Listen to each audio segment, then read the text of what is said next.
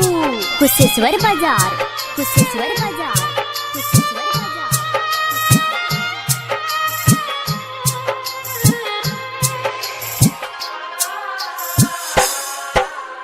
माँ Gayatri recording studio.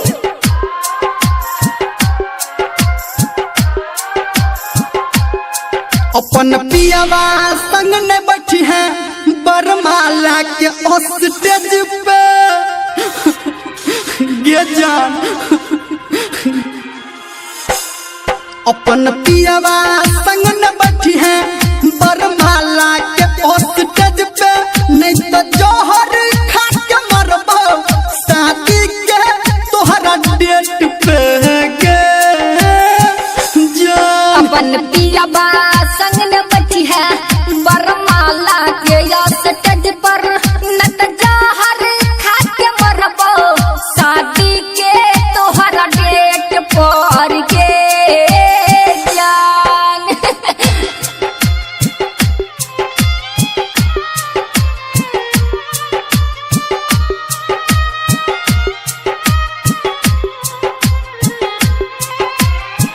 DJ Rahul बाबू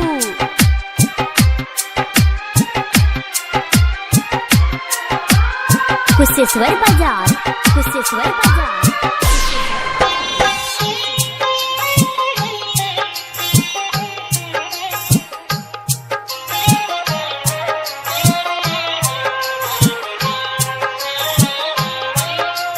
हमारा तू दिल से हटे बही मांग में से नूरा सजे बही पागल, तू हमारा बना के जब ही की जान गे, जब ही की जान गे। जब पियावा घर चढ़ी के तू गोली तकी है नहीं हमरा ओरी, सुन ले हमर जान गे, सुन ले हमर जान गे। शादी के लहब वीडियो डोली है नहीं जानू नेट पे, नहीं तो जोहर खा के मरबो शादी के तोहरा डेट पे गे जान।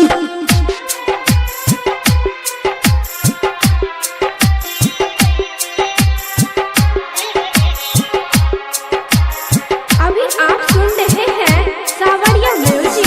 डीजे राहुल बाबू